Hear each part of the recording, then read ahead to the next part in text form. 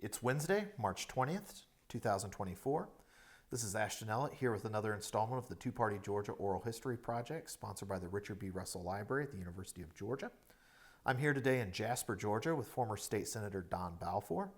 A graduate of Bob Jones University and Fairleigh Dickinson University, Senator Balfour is a retired top executive at the Norcross-based Waffle House Incorporated. In addition to his professional career at Waffle House, he enjoyed a lengthy career in Georgia Republican politics. Senator Balfour represented Gwinnett County in the Georgia State Senate from 1993 until 2015, which gives him the distinction of the longest-serving Republican state senator in Georgia history. I still believe that record holds. He served on a number of important committees during his time in the Senate, including Appropriations, Banking and Financial Institutions, Health and Human Services. Senator Balfour also chaired the Reapportionment and Redistricting Committee, as well as the powerful Senate Rules Committee. He currently serves on the board of the National Restaurant Association, as well as the Georgia World Congress Center Authority, to which he was appointed by Governor Brian Kemp. Senator Balfour, Don, thank you so much for having us here in beautiful Jasper, Georgia, with the beautiful scenery and a 20-mile-an-hour speed limit. Tell me a little bit about your childhood, your upbringing. You were born in New Jersey before moving south. I was born in New Jersey. I was from South River, New Jersey. My dad was a Baptist pastor up there, but he loved politics. He didn't preach it from the pulpit. He didn't think that was right, but he loved politics. In fact, in 1968, he took the whole family down towards Trenton, New Jersey. At that point, there were no indoor malls. There was an outdoor mall, and we got to hear Richard Nixon as he was running for president. It ended up being a pouring down day, and so the thousands of people ended up being a few hundred people, and then it got worse and worse and worse, and there were like 50 of us at the end of it. So we got to shake the future president's hand at that point. But my dad loved politics, and I think I probably got a lot of the love from him. Now, was he, it sounds like your family were committed Republicans from very early on. Yes. And that sort of translated. Yeah. For instance, I never forget, there was a Republican U.S. Senator from New Jersey running for re-election, and my dad decided to vote for the Democrat. And I was like, Pop, he goes, if I'm going to vote for a liberal, I'm going to vote for a liberal Democrat. I ain't voting for a liberal Republican. I mean, so yeah, he wasn't having any Clifford case. That's right. That's right. So eventually, you make your way down to South Carolina. Yeah. Was I assume father switched churches, and was that what? No, my parents thought it would be good for me for educational purposes and so forth, and it was. Okay. I went to a private high school in South Carolina, Bob Jones Academy, and then Bob Jones University. And then went to Fairleigh Dickinson for graduate school back. So you went back. Yeah. Back to. Well, tell me about were you Bob Jones? When you think Bob Jones University, obviously this is a very religious school. Yes. Did it have an active political scene? No, it really didn't. The thing that interested me at that point was sports, and they were big into sports, and I played soccer, and I played basketball, and I played on a number of the different teams, which kept me active. Were you a keeper or a midfielder? I was a defender. Okay. Yeah. Big, tall guy for get the head balls out of there. I should have went with that. I was, midfielders are usually great big blocks of granite right there in the, Right. Well, tell me, when did you get to Georgia? Was that for work? Yeah, I got done with Fairleigh Dickinson and interviewed for jobs, some in New York City and some Atlanta, Georgia. Mm-hmm. It was funny, New York City would pay me a couple $1,000s more than Atlanta, Georgia, but it would cost me $10,000 a year to transport myself in and out of New York City, and 3-hour commute each way. And it obviously made a lot more sense to come down to Atlanta. And having lived in Greenville for 9 years, I had been to Atlanta many times and was very interested. We moved to Stone Mountain, Georgia, and I'll never forget, people downtown at the office would be like, "You moved way out where?" I'm like, "It's 15 miles from the office." Way out. Yeah, to them that was like way out, But it was Stone Mountain, Gwinnett County. Right. So right. I was just across the border, but I was so close to the mountain that at night, if you were at my house, people would say, what was that noise? And I'd look at my watch and say, oh, that was the fireworks. The fire. I could hear the fireworks. Well, that's what, when I was starting my research, and in your early days, you're described as a Stone Mountain Republican, or represent Stone Mountain. I had to pull out the maps, like, what district are we talking about here? But that makes sense. That makes sense. So, was your first job with Waffle House? No, I was an accountant with Arthur Anderson in their tax department, and I was there for 3 years, and then Waffle House was one of their clients, and they were looking for a tax guy, and so I went to work for them in their tax department. I was there a few months. Okay. And all of a sudden I noticed where we've written checks to this Republican or that Republican or different things. And I went up to the owner of the company, because it was at that point not as big a company, and I knew the owner real well. I said, Joe, are you going to that event? He goes, no. Why are you giving to us? Well, because they asked. I said, you need someone to go. Oh, would you go? Yes. So I started going to all these different meetings, whether it was the Republican Governors Association, National, or the Republican Senatorial Trust in Washington, or the RNCC in Washington, and going to all these different meetings, and then started getting involved with a lot of the local politics. In fact, I first ran as a delegate for Gwinnett County when Pat Robertson was taking over the Republican Party that year. 1988. Yep. And the funny thing was, I showed up to this meeting, and you broke up out in your precincts, and my precinct could elect 7 people. Okay. And there were 4 of us there. So I said, well, that's easy. All 4 of us get elected, and we move to the next level. Right. Well, there were 3 Robertson people and me. And since I wasn't one of them, they voted themselves on, but they didn't vote me on. And what they did was totally legal, and but that was their way of, when it got to the county convention, it was That's right. more Robertson people, and then they got rid of all. And so when you got to the state convention, and I think it was in Albany, Georgia that year, they had a huge ruckus that went on down there. Did you go to that? I did not, because I was kicked out. I was That's kicked right. out. But John Stuckey's quote in the paper was something like, "Now I know what Joan of Arc felt like, burned at the stake." Wait, yeah. When I interviewed John, this would have been 2017, fall 2017. That was how many years later? 20 plus years later. He's still a little sour. No. Oh yeah. Still, and if you had gone to the convention, I would have asked you the question I asked everybody is, did he really break his gavel? Yeah. And some people are like, I think it slipped out of his hand. I think Eric was like, no, he definitely broke it. I saw it. Yeah. No, there was a lot of things that went on. At that convention, you'd pick the national committee man and committee woman, right? Which are normally your big fundraisers. And Marguerite Williams from Thomasville, Georgia was, right.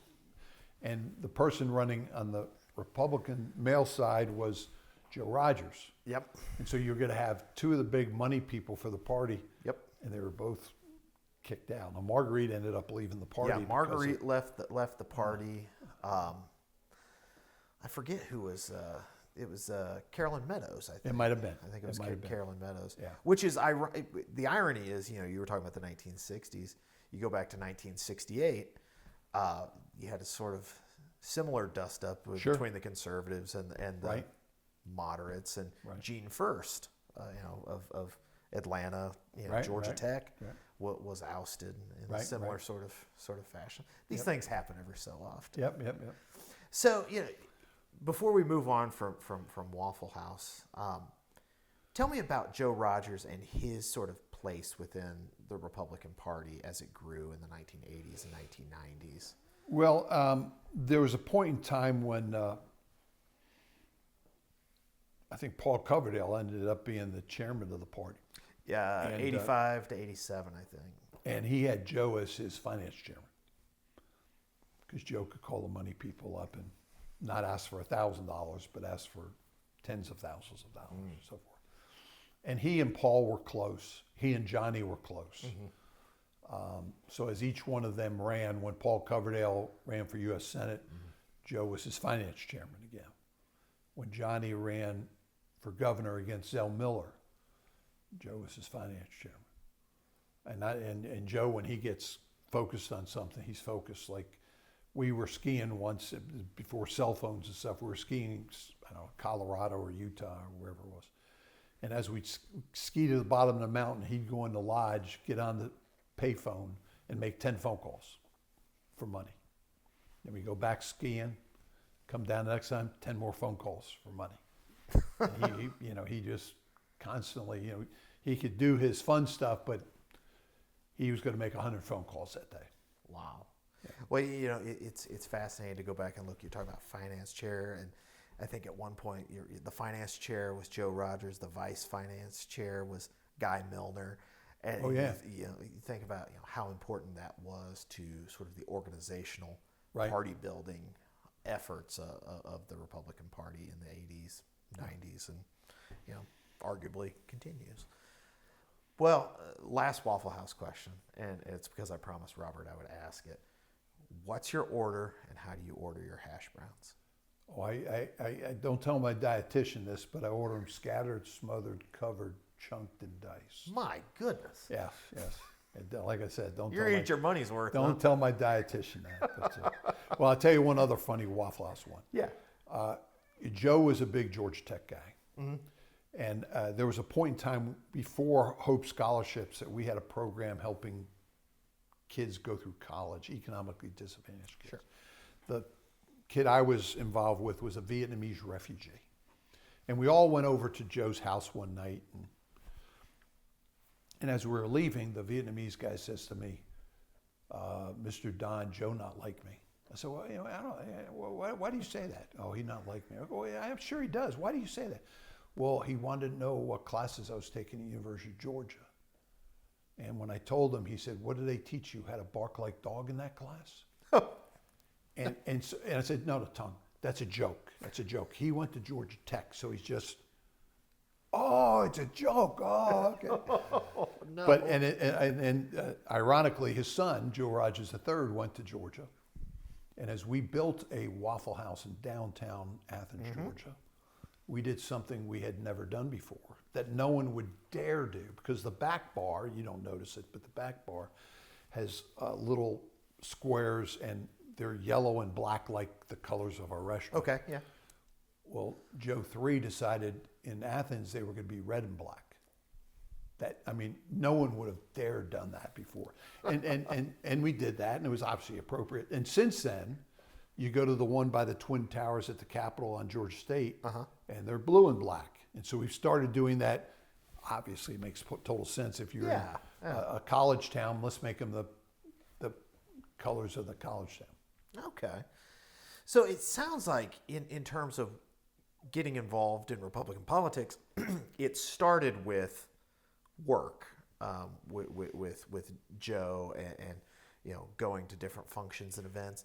How did that then sort of develop into something you did on your own and pursued it more as a well I got involved with the Gwinnett Republican Party even after they didn't let me go to the state convention or the county convention. But that's a game. It would have been a short interview. If yeah. But and they were looking for it. In fact, some of those people ended up becoming good friends of mine. Pat Robertson was obviously very pro-life, and so was I. Mm-hmm. But I didn't have their button on, so they didn't know how I was going to vote. But so I started getting involved with the Gwinnett Republican Party. That was my first step. And then I ended up being the Gwinnett County chairman in 91, somewhere around there. Mm-hmm. And I was chairman until I then ran for state senate. All of a sudden in 92, Gwinnett had grown so much. Yeah. When I came to Gwinnett County in the early 80s, I can't remember exactly. I think there were about 125,000 people. And today there's 1.5 million. I mean, it's But the expansion went nuts. And in early 80s, I'll never forget one of the first elections I voted on. I think it was Bob Bell for governor. Okay, 82, yeah. Yeah. Gwinnett County, if you were running for dog catcher, if you didn't have an R after your name, you weren't elected. I mean, everybody that was elected was a Republican for county commission, for sheriff, for dog catcher, whatever. Which was very unique for Georgia. Yeah, that's right. And Cobb was changing at the very same time. Yep. So Gwinnett had changed through the 80s, become heavy Republican. And when the 90s came around, population had grown so much, we went from having 2 state senators to 5. We went from having 5 state representatives to 12. We went from having part of 1 congressional district to part of 3 congressional districts. So Tom Phillips, who'd been the senator from the 9th district for years, he decided to run for Congress. It was perfect time for him to run for Congress, so he ran for Congress. The state House member from that area, Mike Barnett, decided to run for state Senate. And in fact, the funny thing was, the Senate district, about a third of population in the House versus Senate, but he had 2/3 of that Senate district in his House district just from its growth and so forth. So he considered himself the incumbent, and I agreed with him. And he had Tom Phillips's at least tacit support. No, he had Tom Phillips's total support. Okay. Yeah. Okay. And it's funny. When I had been involved with the restaurant association and stuff like that. So I go to Washington. I'm telling these 10 people I'm going to run for Senate, and the max you can give me is $2,000. If you give me 1 now, I can come back and ask you for the 1 tomorrow. So why don't you give me 2 now? And and they were running the government relations for McDonald's, for Wendy's, for Burger King, for all these large corporations. Right. So for them, what's $2,000? And it was funny. I came back and I went to a state convention a few days later, and Tom Phillips, who I knew was supporting my opponent, we just were talking. He goes, "So you were in Washington? Yeah. What were you doing out there?" I was raising money. Well, how much money did you raise? I said, "Well, I got commitments for 75, but I'm going to guess it's closer to 50. What they commit to is." He goes, "Get out of here! You can't go to Washington and raise that kind of money." I'm like, "Okay, whatever." And during the 80s, I was in a church that was growing, just like Gwinnett County was growing. And in one meeting, I was slamming my fist on the table saying, my sister-in-law came down to visit this summer. I had to send her somewhere else to go to church because we don't have any college and career group. To which the preacher said, "Well, Don, we have an opening." So for about 10 years, I ran the college and career group. So you're a small group kind of? Well, it started out 5 or 6 or 7. Okay. To 6, 7, 8 years later, when I'm running for office, they're 30 or 40. Okay. And it's 30 or 40 people that I invested my life in, and my wife invested her life in. So, when it's like, I need help to put signs out. Yeah. The bribery was only hot dogs and hamburgers when we're done with it. We're going to have a cookout. And they're like, yeah. And so, it took me, Gwinnett, my district was a whole bunch of Gwinnett County, about 150,000 people. Right. But it took my guys and gals 3 hours to put out 1,500 yard signs. And then I noticed when I finally looked at Mike Barnett's financial disclosure, he was paying someone to put out his yard signs. And they weren't even that many out. If one person's just doing it, you can't. I had 50 people putting them out. Right.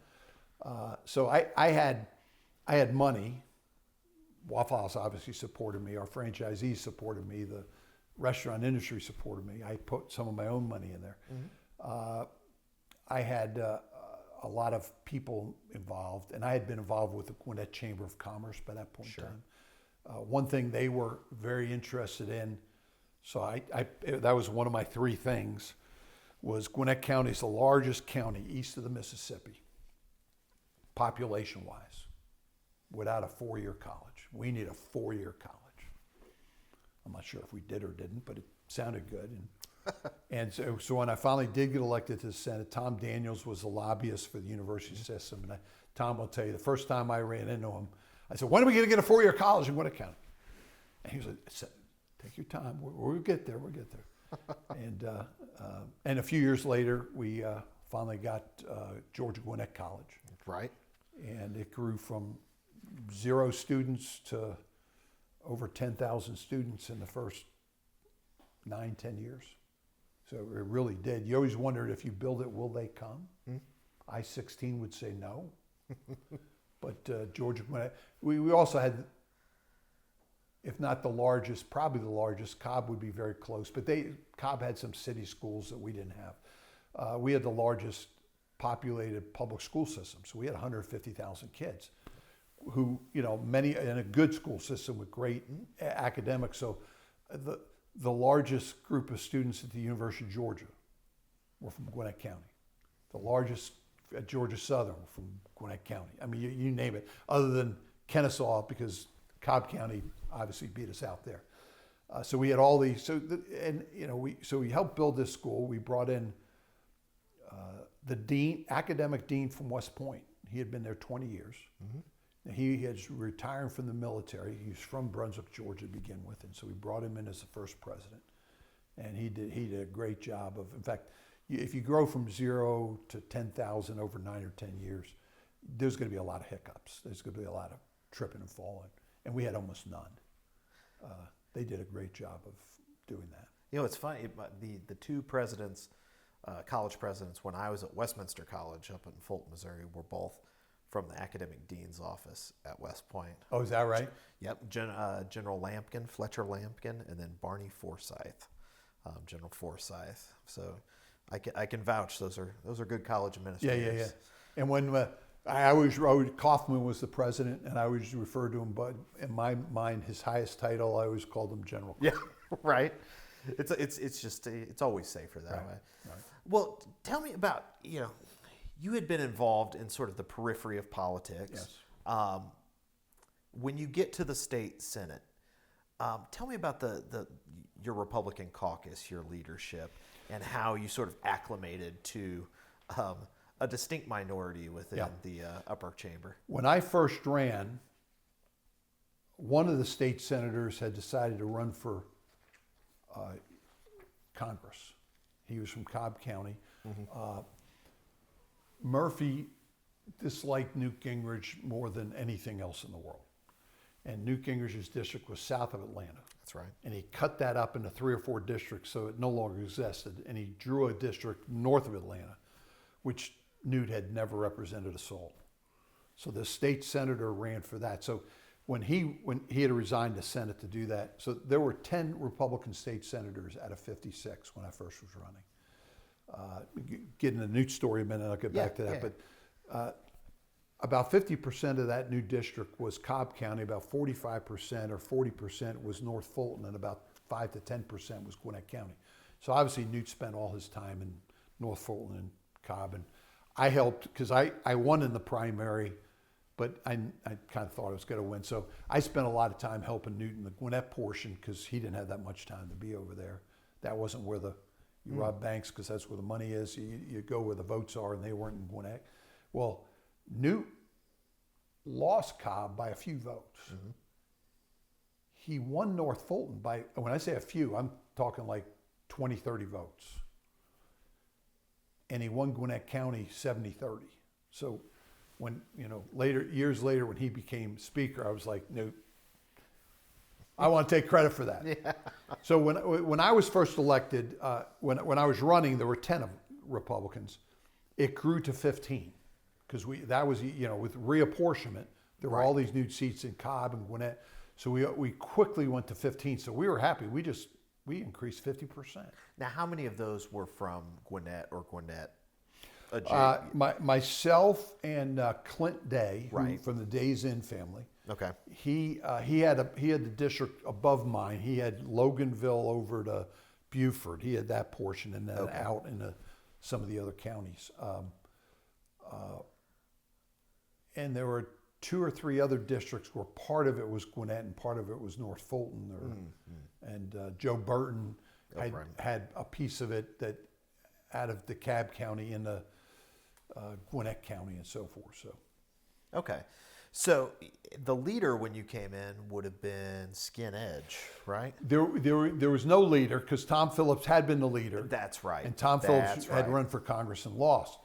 One of my first votes, I wasn't even elected yet, but one of my first votes was in a caucus meeting in November, early December, for who the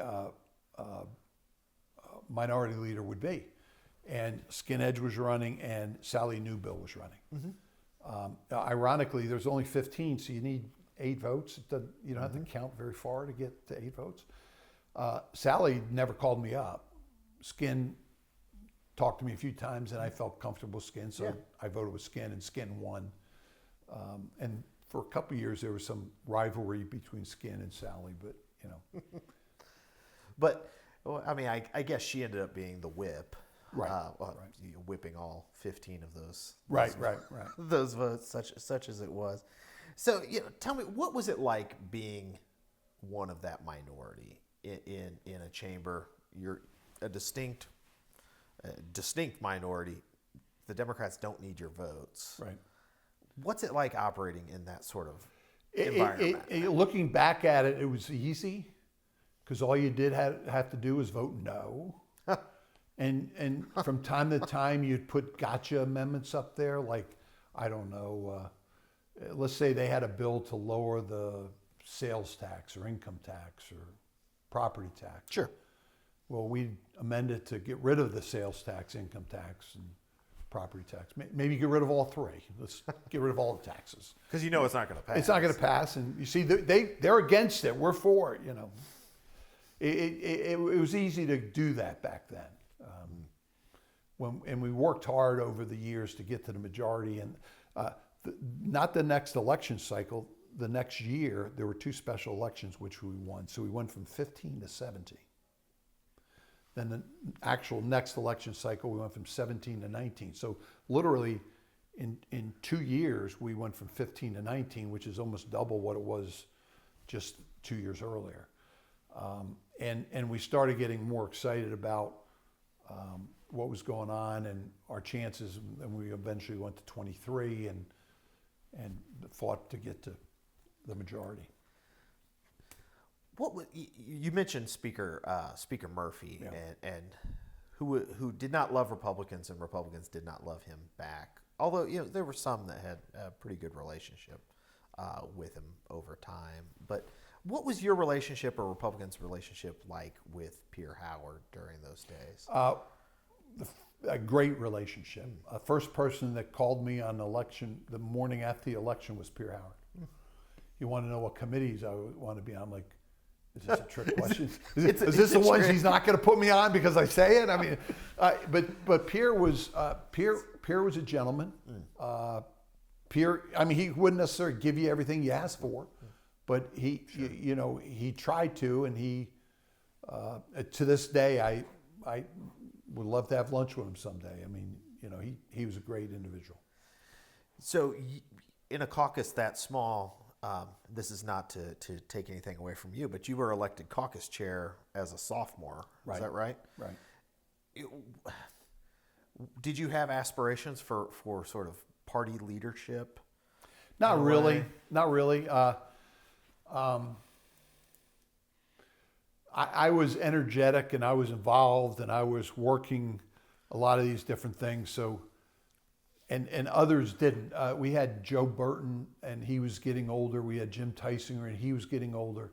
Sure. They obviously didn't care about that anymore. So, and I was getting heavily involved in numerous different circles, both in the caucus and the party and raising money for different things because of my position at Waffle House and so forth.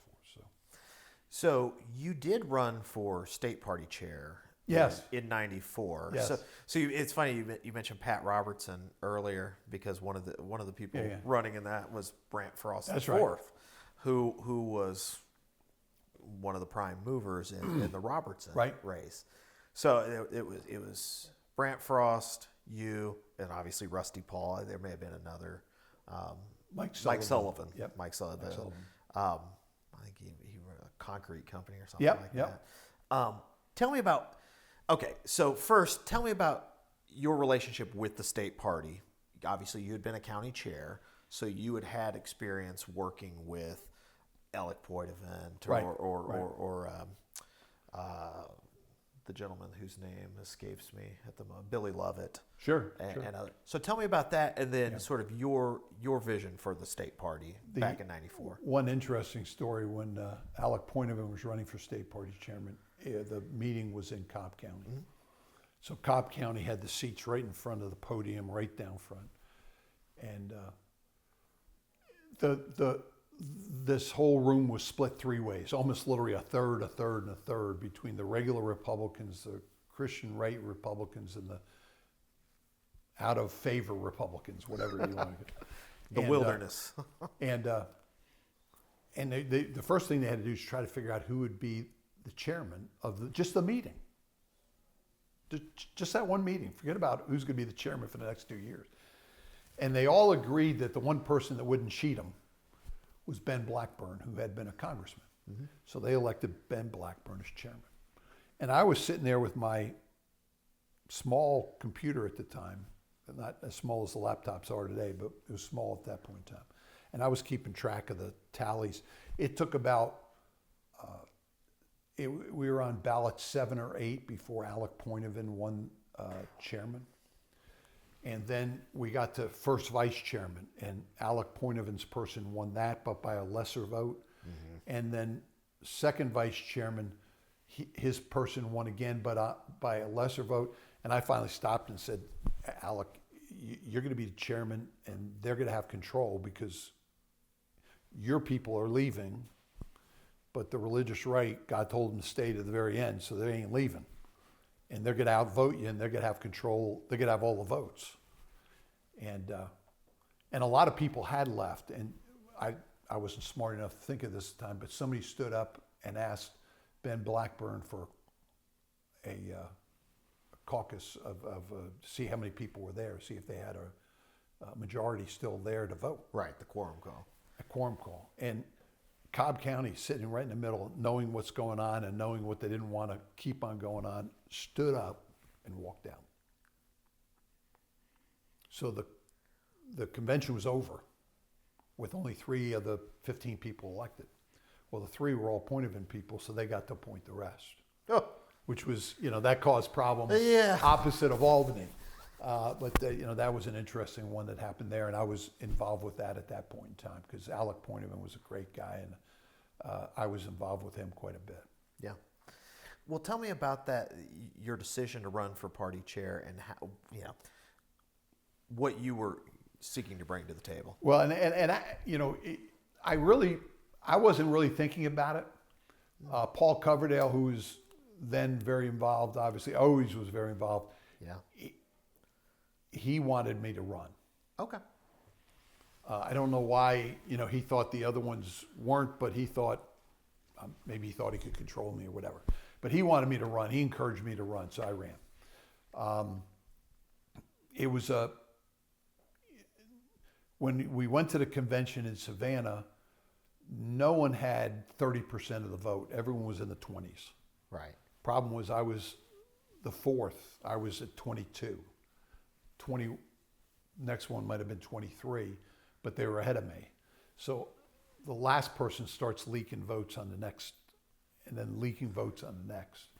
So finally, after about 2-3 ballots, I dropped out because I wasn't going to win. And Rusty Paul ended up being chairman. I had no problems with Rusty, and we always got along, and he did a good job as chairman too. I think there was a Sally Newbill quote that Rusty Paul was everybody's second choice, so he won. He might have been. That math. So, yeah. Well, the Republican vote in the 90s, as you've alluded to, continues growing and growing. Yeah. What do you think is fueling this growth in Republican voting at this particular time in the 90s, especially in a place like Gwinnett? We saw that we had a chance of getting the majority. We were getting close, so there was a lot of enthusiasm for doing that. You could have a Gwinnett County meeting that 10 years earlier maybe 20 people would be at, and all of a sudden there's 100 people there. And so there was a lot of enthusiasm for, let's take control and let's change things. And I think that's what it was all about. Let's take control. Now, the reality was at that point in time, in the state of Georgia, you could say there were two parties, but really there were three. Okay. There were the inner city Democrats who were more liberal, Sure. the rural Democrats that were more conservative, and then the Republicans. In fact, there was a House member for Winder, Georgia, Democrat, and I used to always tell, great guy, I used to tell him, you better hurry up and switch parties, because if you don't hurry up and switch parties, they're going to beat you. And his joke, and he always had a joke, but his joke had some truth to it. Sure. He goes, when you guys get a little more conservative, I might do that. Because he was actually a little, and he didn't switch, and eventually he got beat. But right. But the joke had some truth in it. Sure, sure, absolutely. So 1996 brings some change to the Senate caucus. Skin Edge decides to retire. Young man, but decided to leave politics, elective office. I don't know if Skin ever left politics. Johnny Isakson leaves to run for Senate. Tell me about that sort of period of flux where you've got, this is where Eric Johnson starts to emerge as a leader. Tom Price joins the caucus. Well, let me start by going back a little bit. 92, when I first ran and won. 93, I'm in office, and I'm sitting just in front of another freshman, right, named Johnny Isakson. Now, he had been in the House. He had run for governor. I mean, he knew. I didn't know where the bathrooms were. A lot of Republicans didn't know where the bathrooms were in the Capitol. He was very smart. I'll never forget one time, George Hooks had the budget, and he was presenting the budget, and I stood up to gig him, poke him a little bit, only because he was a Democrat and I was a Republican. Yeah. So it's like, how does this, what you're doing, relate to GASB 43, a government accounting standard principle, which he doesn't even know what a GASB is. But, and I asked him a few questions like that, and he finally, after I poked him a few times, said, obviously, the senator from New Jersey doesn't understand how we do things in Georgia. And I stood up and I picked up the mic and I was going to give it to him. Oh. I was going to give it to him. And Pierre Howard, who is presiding, didn't call on me. Now, he didn't ignore me because I was a Republican and Pierre Howard was a Democrat. He ignored me because I didn't need to be saying what I was going to say. And Johnny Isaacson sitting right behind me, and he just whispers up very slowly, says, Don, I wouldn't say that if I were you. And I turned around and yelled at him, you don't even know what I'm about to say. How can you say that when you don't know what I'm about to say? He goes, well, Don, with that tone of voice, it really doesn't matter what you say. It's not going to be the right thing. Oh. And I took my mic and put it down and sat back down. Because Johnny was a very, very, when he would go to the well, often we all knew how we were going to vote. Right. But it might have been a close vote. And there was one vote we had on something to do with airplane repairs. Who cares about airplane repairs? Well, he gets up there and says, well, let me tell you how this affects Coca-Cola. And all of a sudden, Coca-Cola. Let me tell you how this affects companies in Columbus, Georgia. Or let me tell you how this affects companies in Augusta, Georgia. And what he was doing was pointing out, and all of a sudden, all the senators are paying attention. Oh, whoa. Okay, so I can go somewhere and get my plane repaired at no sales tax. I don't, it's not like cars. You can't leave the state to get your car repaired. Right. He had a way of going around the room, and he always did that. He did that at meetings. He'd be at a meeting. I never forget a Jewish Federation meeting once that I was at, and he pointed out 5 people in the audience on different points of, he was magnificent at that. But he ran for Congress, I think, at that point in time.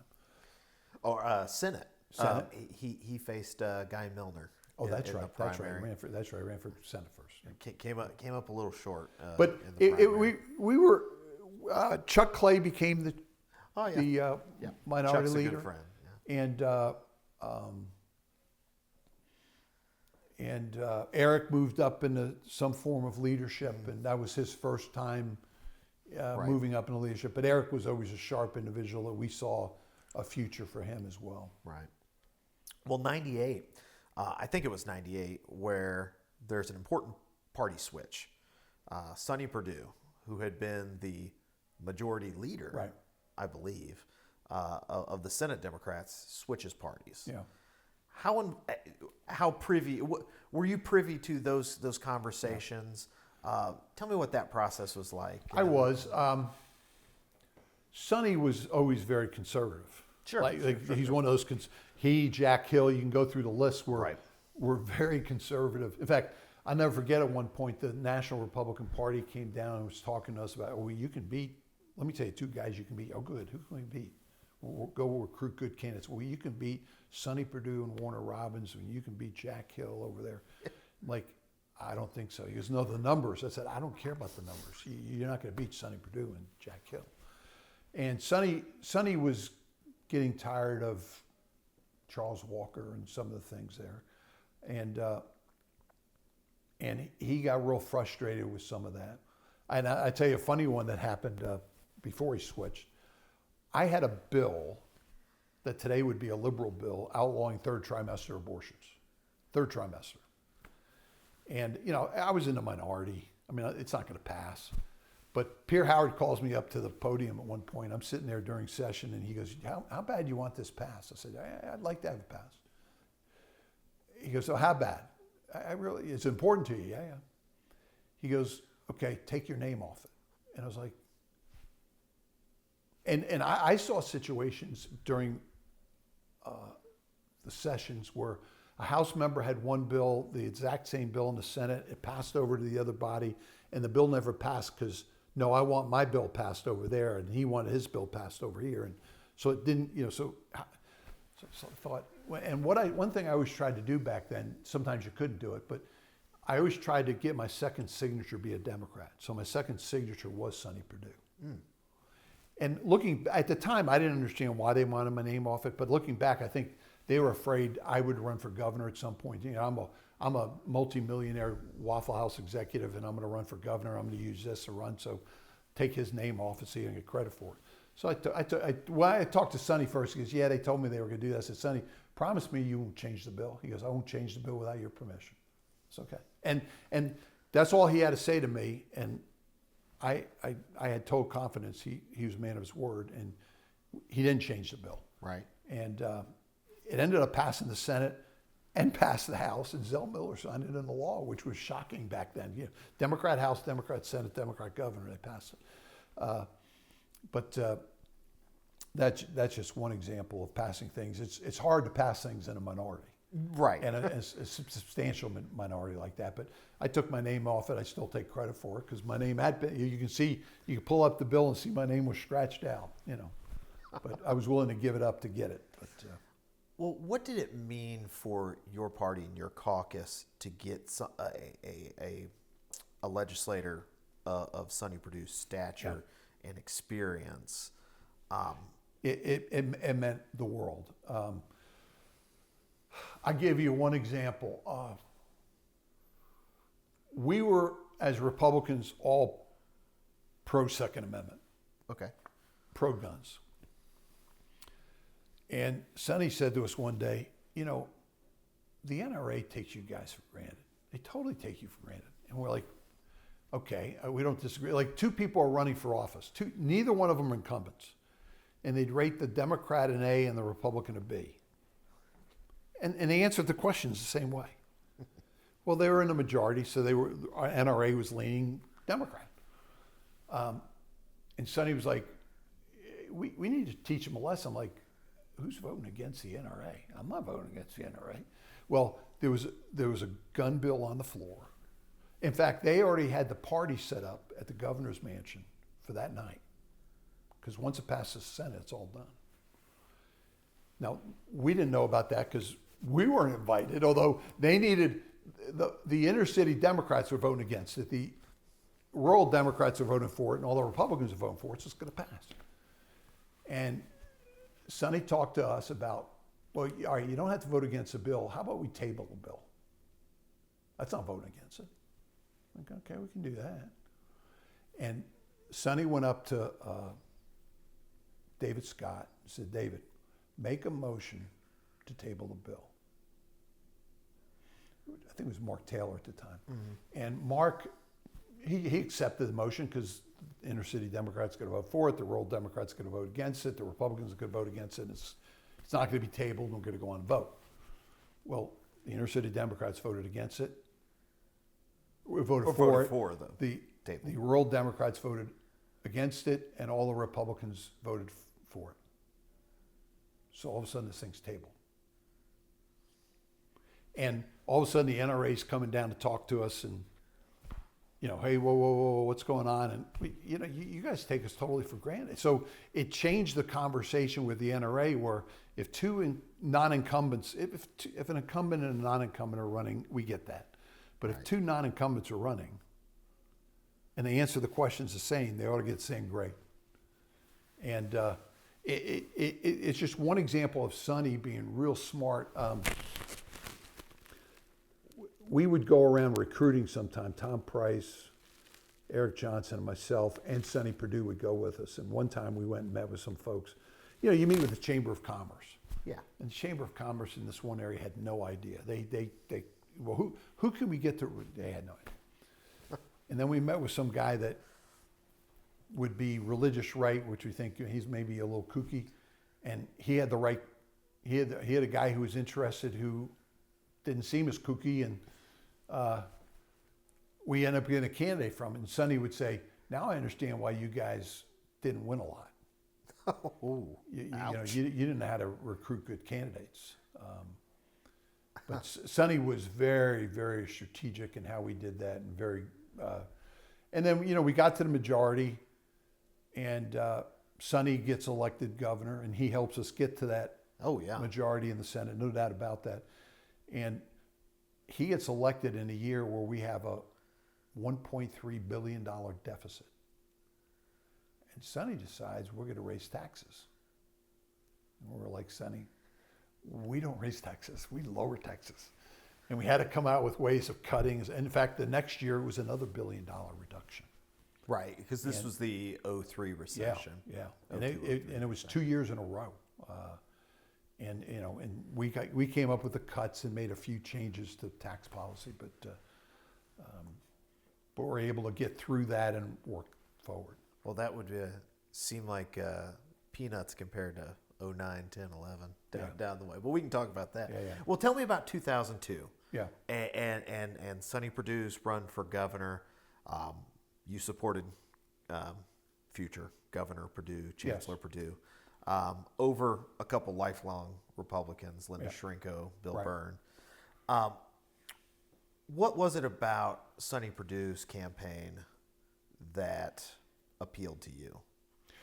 First off, and corporately we supported him heavily too. We'd fly him around the state and so forth and different things. And he'd always try to fly the planes, and we were like, no, you can't fly our planes.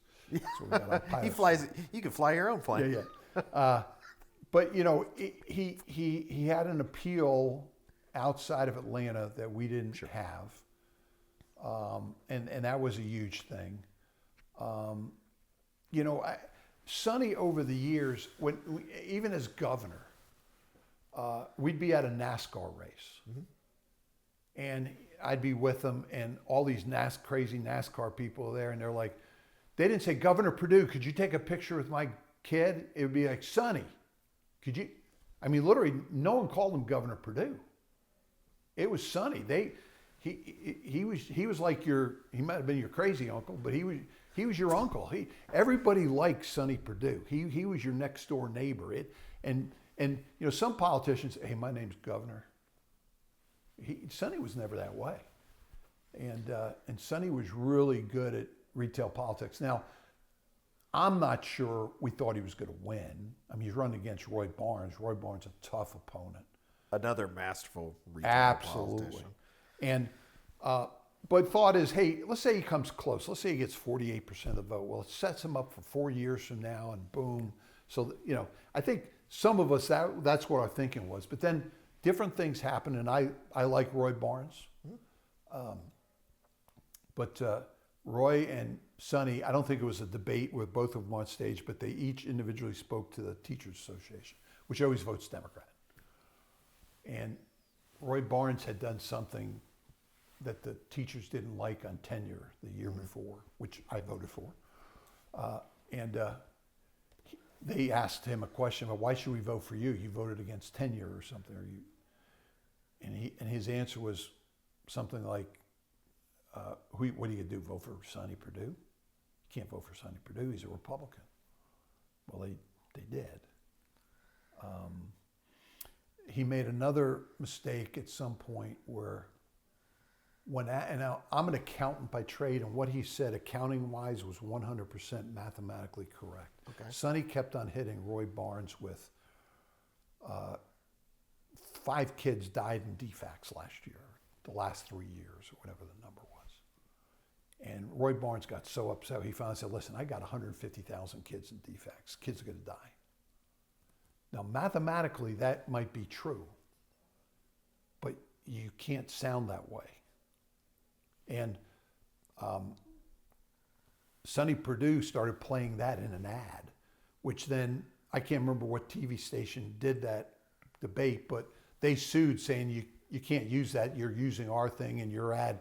And the court said, no, that's public documents that he said on TV and statewide. I mean, obviously it can be used. So that hurt him. So he made a couple gaffes there, and then he was for an outer perimeter, which, to be honest with you, was the right thing to do. The Northern Arc. The Northern Arc. It was absolutely the right thing to do. Should have been done. We'd have less problems today if we had built it. But there are loads of people against it. And then again, he changed the flag. I was getting ready to say. He changed the flag. Well, tell me about the flag before we talk about election night 2002. Because that was 01. Yeah. The governor, I was so naive back then. The governor called me up on a Saturday and said, "Senator Balfour, we need your vote. I know you're a good guy and you're going to vote the right way." And I didn't commit to him that day, but I said, "Governor, I hear you, and I'll take a very close look at it." And I was shocked that, how did the governor get my phone number? Of course the governor's got my phone number. But he was pushing, and there were, I think, 4 Republicans who were going to vote for it. Clay Land was one who was from Columbus, Georgia, who was a very sharp state senator. He would come in, I swear he stayed up half the night coming up with gotcha amendments to put on the floor the next day on some bill that was going to go after the Democrats. In this flag, in the Sonny Perdue flag, but I think we did it in the Roy Barnes flag too. The bill comes up on the House floor to begin with. And the Republicans' gotcha amendment in the House was, well, let's put "In God We Trust" on the flag. Let's watch the Democrats squirrel. How can they vote against God? Now, they end up voting for God, so it gets pushed on the flag. Now, the reality is you don't want a lot of verbiage on the flag because the reverse side of the flag, you don't read it correctly because the language doesn't show up right. Vexillologically. Right. It's But they end up voting for it. So different gotcha amendments, and Clay Land was one good one at doing that. He voted, I can't remember who, there were two or three others, and I was one of them. And my commitment to Eric and Tom, and I think Mitch Seaball was the whip at that point in time, was I would not cast my vote until the last 5 seconds. You had a minute to vote. And Mark Taylor was up there hoping some Republicans were going to change their vote so that he could then have some Democrats change their votes. Right, rural Democrats. Right, rural Democrats, that this was going to kill them. Well, some people, of the 4 of us, probably some voted to not change the flag to begin with. Sure. And then some of us didn't vote at all. And then with 5 seconds to go, we changed to for the flag, and they changed for against the flag to for, and it was too late to get so 4 or 5 Democrats walked the plank on that and ended up losing their, Richard Marable, I think, was one of them, lost their re-election on that very issue, the flag, which, at the time, I was from New Jersey. I mean, the debate in the Senate was, in fact, there was, somehow some people figured out how I was going to vote. And I was getting calls that weekend from people saying, "I know what you're going to do. You and Lover, you. What? We're going to come get you." And like, I think you just told me that what I'm about to do is the right thing. In fact, I'll never forget the day I went out. Roy tried to do it on the same week before we went home, but the rules, you couldn't do that. So they did it in the House one day, and we were the next Monday or Tuesday whenever we went back into session. And that day, never before or never since, but that day when I got out, instead of clicking my car open, I got down on my hands and knees to see if there was anything underneath my car. I literally did. And when I got down to the Senate, I parked my car across from the LOB building. As I was walking across the street, I saw someone maybe dressed like me, and their jacket moved, and I saw a gun. And I went in, I said to the state patrolman, I said, "Hey, that guy out there's got a gun." "Which one?" I pointed him out. He goes, "That's okay." "Why is that okay?" He's one of our undercover people. And they had talks with us that day about if someone starts shooting from the gallery, I don't know how they're going to get in here, but if someone got in here with a gun, they know where your exits are right away. Right. The side, yeah. I mean, that's how stressful that day was. And four of us did what I think was the right thing. So obviously the flag issue, one of those major issues that was sort of an albatross around Governor Barnes' neck. And to be honest with you, the flag that Roy Barnes came up with wasn't a good flag. It literally had the U.S. flag inside the Georgia flag, which the U.S. flag's never subservient to any state flag. But right. So it wasn't a good flag. It wasn't the prettiest flag, but it was getting rid of the stars and bars, right, which, forget about the Civil War, became the KKK's flag. And so I voted to get rid of the KKK flag. I didn't care if you want to put a white sheet up there. I would have voted for it at that point in time. But that was another albatross around. And as I'd go down, I'd never forget, but as I was going down to St. Simon's one day, instead of taking I-16 and I-95, I decided from Macon to take those side roads. It's shorter, actually. It's longer time-wise, but it's shorter. And so I took the side roads, and I saw Sonny Perdue signs everywhere. In fact, I ran into President George W. Bush at an event once, and the first question he asked me was, "How's Sonny doing? How's Saxby doing?" And I said, right. I think they're both going to win. I mean, I think they're both going to win. So. Yeah, because Karl Rove was very interested in there were a lot of support for Saxby. That's right. Less so. That's right. For Sonny, but again, it was I don't think it was. His thought and President Bush's thought was the same as mine. He ain't going to win this. Yeah. He's not going to win this time. But he's going to be set up. He's going to get 48, 49%, and we're going to win it next. Well, and more importantly, for the White House, control of the Senate is more important than who the governor of Georgia is. That's although 2020 election, maybe not. Who knows? Yeah. So tell me about election night. Where's Republican election? We're downtown HQ. We're downtown, I think, at the Hotel Nico, the old Hotel Nico. Yeah. I think it's the Nico now. Yeah. And we're watching election results, and we thought we could get to 30 that night, and we were disappointed that we lost a couple seats, that we didn't get the couple we needed. So we were a little disappointed with that, but then we saw Sonny was going to win as well as Saxby, so we were like, oh man, this is great. And then on election night, Tom Price, Eric Johnson, Bill Stevens, myself, there may have been others in the room, tried to get Sonny to get these folks to switch, because he needed at least one body. Right. And so he started making phone calls, and he got Jack Hill, who actually was his roommate, I think, down at the legislature, so they were good friends. And he got Rudy Bowen was, I think, the last person, and I think Don Cheeks. Don Cheeks from Augusta, Georgia. Augusta. And I mean, one of his big things, he wanted to be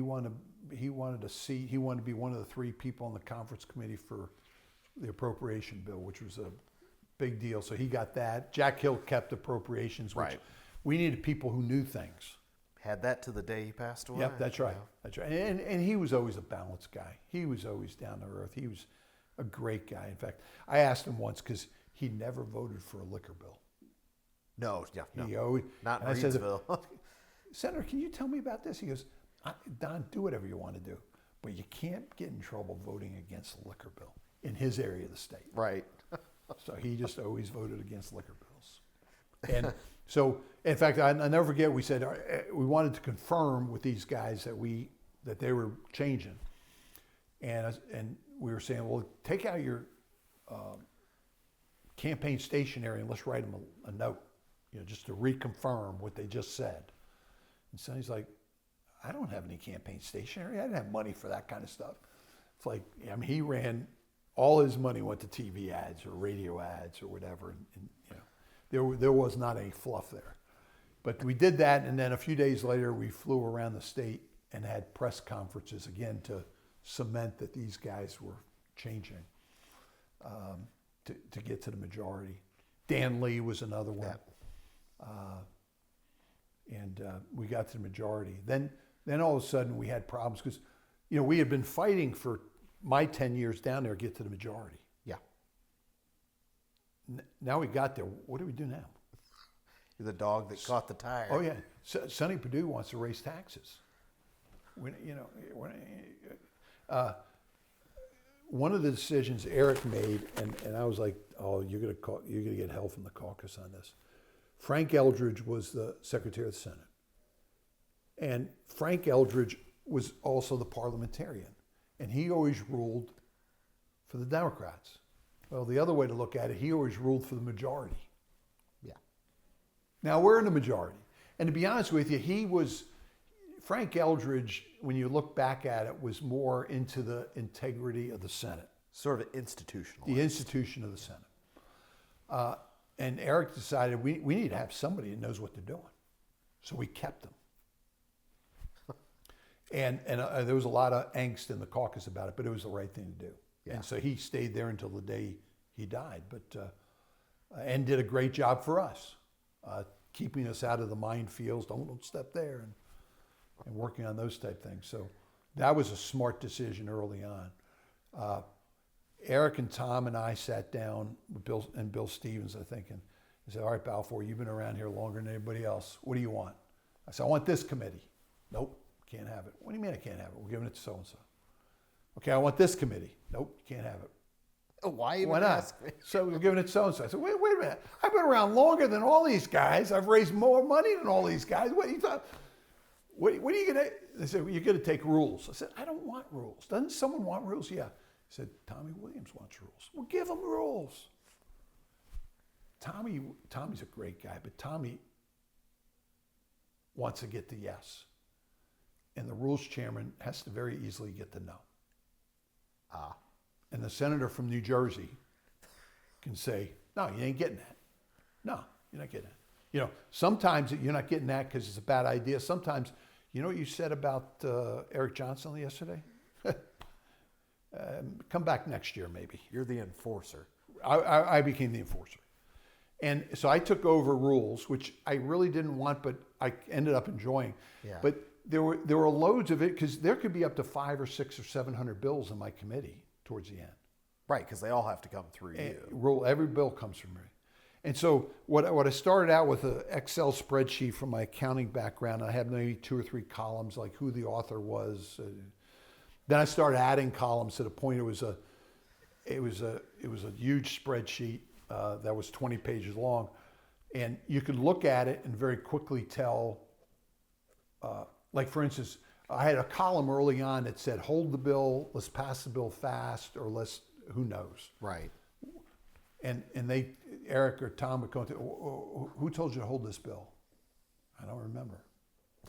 Well, 1 became a hold by the governor. Okay, yeah. 2 became a hold by Eric or Tom. 3 became a hold by anybody else in the chairman leadership people. And then the middle columns were, who cares? They're in the middle. They can pass. And then the other side, a 10 means we want to pass it right away because the governor wants it. A 9 means Eric and Tom want it right. So we had to push it.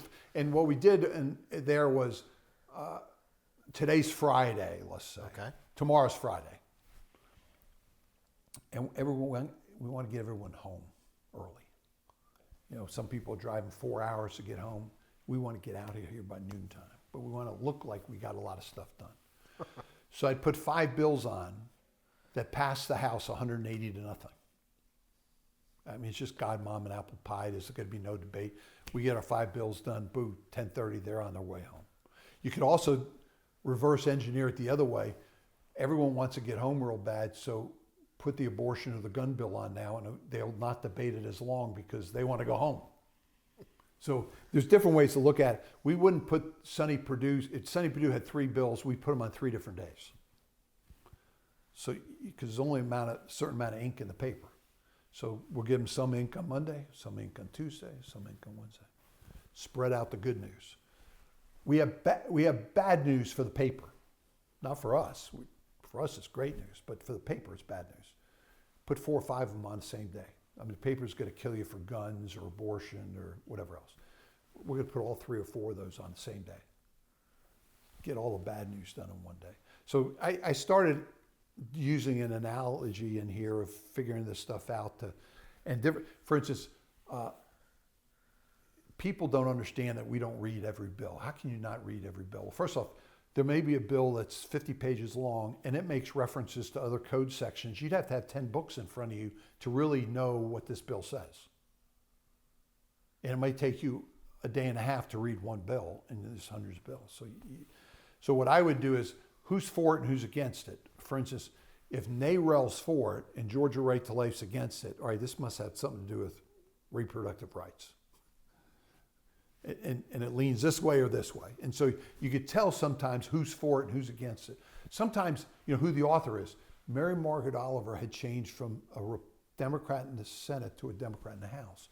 So she's got a bill coming before my committee. Well, I ain't gonna let it pass. I mean, she's a liberal Democrat. She's very smart, but she's a liberal Democrat.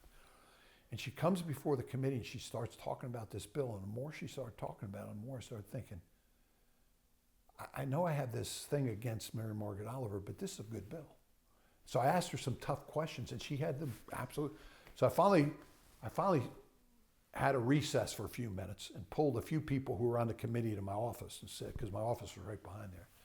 So, all right, guys, any angst against this bill? Did you all vote for it? So we let the bill out. So sometimes the red flags are really yellow flags that you can flip. And what she was doing had to do something with adoption or a grandparent's rights. The grandparents, sure. My wife divorces me, but my parents want to see the grandkids. Can she keep, okay, that sounded like a good bill. And so we passed it. So that's kind of how I ran the Rules Committee. But there was X amount of the Democrats in the House wanted their bills. Well, they ain't getting their bills until we get our bills. And at the same, I was caucus chairman the first 2 years, and Rules chairman. At the same time, on the House side, Calvin Smyre was the caucus chairman and the Rules chairman. So he and I had the exact same positions. And there'd be times like towards the end of the session in the House, Calvin Smyre put 3 bills on, only 3 bills. We have 150 bills, he put 3 bills on. And I'd go to the well and I'd say, I hate to do this because I think this is wrong, but we're going to put 3 bills on. That's all we're going to do. If all these bills die, they die. If he's not going to, he's going to play those games. And then he'd go to the well after hearing what I said and said, I can't believe Senator Balfour said, my mama wears army boots. and we'd go back and forth a little bit. And then we'd go out for a drink together because Calvin and I have always gotten along. We have always gotten along. Well, tell me, you mentioned Mark Taylor earlier, yeah. and this sort of a similar thing with Terry Coleman and Democratic control of the House, 04 to 05, 06, that biennial. Yeah. After 06, Casey Cagle right. is elected lieutenant governor, presiding officer. The leadership, the Republican leadership, basically ran the state Senate right. when Mark Taylor was LG right. by changing the rules. Most of those rules were reestablished to That's let right. Casey preside. How did that change the sort of power dynamic in the state Senate? It wasn't there were some folks opposed to it, not many, but there were some folks opposed to it. About going back. Back. Wait a minute. The Senate. Why would we give power? Why would we? Right. Well, because the Republicans in Georgia voted for a Republican lieutenant governor. That's why. Right. And so we ended up giving Casey the power back. And to be honest with you, to go back to Mark Taylor a minute. When Mark Taylor had the majority in the Senate, we would argue he wasn't a very good lieutenant governor. When he was in a minority, he actually did a better job. Now, he had less that he could fight with us about, but he ended up doing a pretty good job as, trying to work through things. And so Casey becomes governor. We give him the power back, but then when he stands for re-election,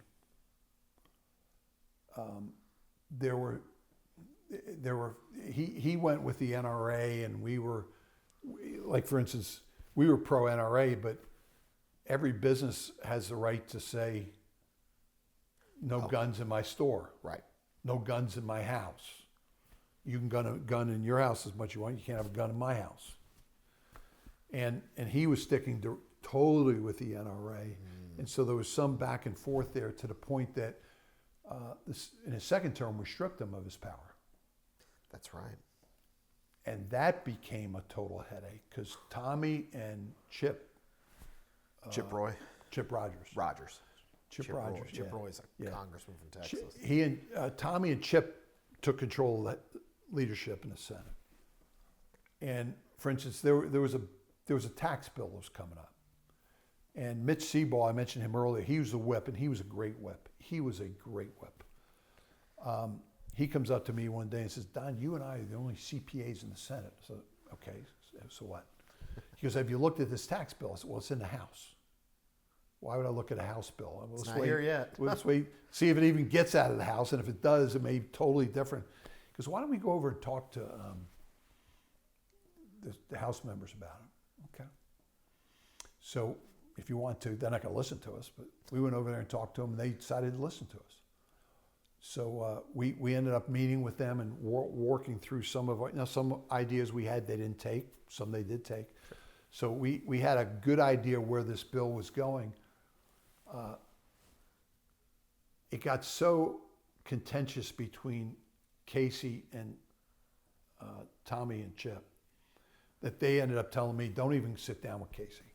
I said, he's the lieutenant governor. I'm sitting down.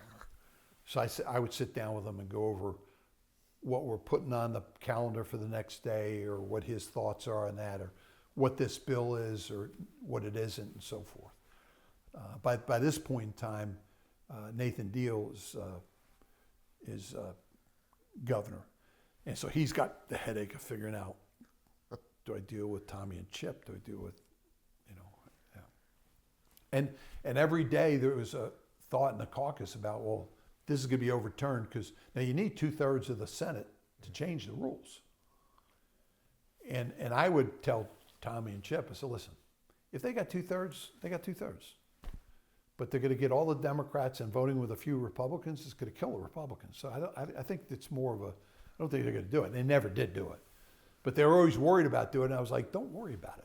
If they got it, they got it. If they don't, they don't. But that was a couple years of very, very contentious. And eventually we gave the power back to Casey. Well, right around this time is where Georgia Gwinnett College finally becomes a reality. Is that right? Yep. When I first got elected, I talked to the powers that be about setting up Georgia Gwinnett College, and they said, take your time, we'll get there eventually. And I eventually passed the bill setting up the college. The funny thing that happened on the day we were setting up the college, Preston Smith, who was a brilliant orator, he on the Republican side and David Aderman on the Democrat side were just great orators. And when they would debate something, I think half the time they were debating it just to debate the other person. But the rest of us would sit there in awe and listen, because this was Mr. Smith Goes to Washington, this is Daniel Webster. I mean, it really was interesting to hear these two go back and forth. But I had my bill on setting up Georgia Gwinnett College, and I went to the well and presented it. And of course, no one's going to vote against the Rules Committee chairman if they want their bills out. And all of a sudden, lieutenant governor says, read the amendment. And I'm sitting there thinking to myself, who the hell's amending my bill? Which one of these 55 guys is going to hell? And it was Preston Smith. And you'd have to go back a little, because Preston Smith, for years, he had a school up in his district that were trying to learn about the process. So they wanted, Georgia was the only state in the whole United States that didn't have a state amphibian. And this school wanted the green tree frog to be the state amphibian. And I would never let the bill out of the Rules Committee. I mean, this is stupid. This is silly. We're not putting stupid, silly stuff on the floor. And Preston got kind of ticked off about it. But he'd eventually go to the well and talk about, oh, the green tree frog. All these other amphibians are laughing at us, that we don't have an amphibian. And, but so he had the amendment that named the mascot of Georgia Gwinnett College being the green tree frog. And the school hadn't been named in the bill. It just says school in Gwinnett County. And that the school should be called Balfour University. And I was like, Preston, you got to take that amendment down, because I can't vote for that amendment. I mean, I'm going to vote against my own bill. Come on.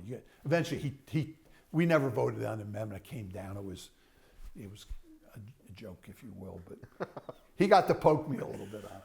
Well, and then we set up the college. The college was there in the first 9-10 years. It grew to 10,000 students. Eventually got to 12,000 before COVID. Wow. Yeah. And did really, really, really well. And the first president was a General Kaufman from West Point.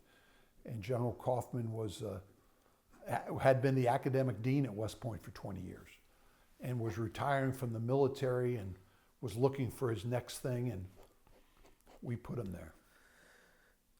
So, fun fact, my daughter's grade school mascot is the tree frog. Oh, very good. But, you got to let the kids have their bills out of the Rules Committee, Chairman. There you go. Every once in a while. There you go. 2010. Yeah. John Linder, sort of a surprise retirement. Yes. He had been in Congress since 92. Mm-hmm. Yeah, 92. He was one of the 92 members. Retires. You throw your hat in the ring. Yep. Eventually decide against it. Seems like you're retired from politics, but then you get back in. Walk me through that thought process. Yeah. There wasn't much time in there. In fact, no, this was like March, April. Yeah. John Linder announced it one day, and I was like, this was like on a Saturday morning at the Gwinnett County. We just opened up a new headquarters, and everybody's saying, Balfour, that's your seat. I was like, maybe. I always thought I'd run for it, but I thought Linder would be there another 10 years, so I'd run 10, so all of a sudden it's just popped open, and there it is. My consultant basically talked me into, you got to announce right now to scare everyone off. And to be honest with you, I have a theory that if you have to, the deal's there today, but it's not there tomorrow, just hang up the phone. This car deal, it's here today, not tomorrow. The car deal's here tomorrow. I mean, don't put the pressure. But I took the pressure that day, announced, and the next day I was flying to Egypt. I was speaking to a United Emirate meeting in Cairo. Okay. And so in fact, it was funny.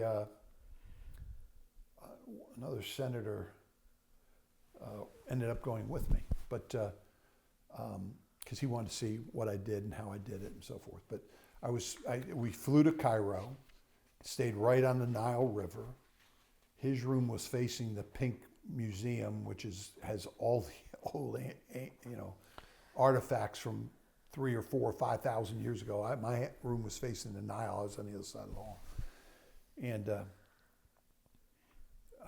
he kept on. We had a driver and we had a bodyguard with a machine gun, and he kept on talking to those guys. I'm like, why do you keep on talking? I want to make sure they know we're not assholes. Because if they think we're assholes, when the bad stuff happens, they're leaving. I want to make sure they stay on our side. Okay. And nothing happened, but it was funny. We were going into their congressional hall. Obviously, it wasn't Congress. It was all the different countries from the Arab world. And they were handing out scarves, and I took one, and he took one, and we both put the scarf on. We didn't know what it was, but we all put the scarves on. And we're listening through translators, and they're talking about, thank everyone, and everybody's in their Arabic robes and stuff, and we're in our suits. And they mentioned how the scarves are in honor of Yasser Arafat. And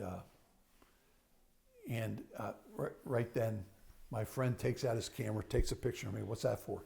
I'm sending it to all your Jewish friends. Oh no!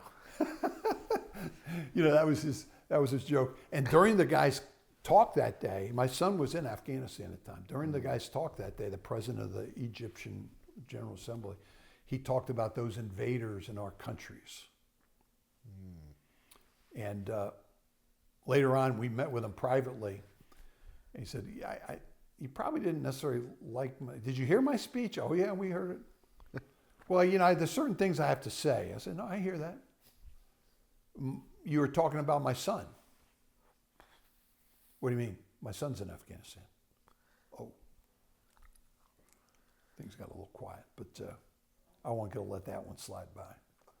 But I was in Egypt during this, and so it's like 9-10 hours difference, and I'm taking phone calls in the middle of the night, and times. I finally said, after 2 days of this or 3 days of this, I'm like, I'm out. I'm out. Yeah, let someone else do it. I'm out. So then I ran for re-election, and someone ran. I can't remember. I think someone ran against me because they had already. When I announced, they announced. Yeah. But I may have that wrong. No, there was somebody else. There was, it's the list of folks who could have run. It was going to be a crowded primary, Right, and I think it right. was. And it was Linder's chief of staff. Yep. He won. He ended up winning. Woodall, Rob Woodall won it. Rob Woodall. The district's a little different these days. Oh yeah. Well, looking ahead, you ran into some trouble with the GBI and the Attorney General that eventually contributed to your eventual loss in 2015. Tell me about that experience and how you came out on the other side after your acquittal. It was more than just the Attorney General. There was members of the Republican caucus that I was a member of who decided to come after me and talk to the Attorney General into coming after me. They looked at, the GBI spent a year investigating me, and they came up with 18 discrepancies on my expense report. Which to me, when I'm like looking at it, I'm thinking, man, I am in trouble. They're all true. I'm in trouble.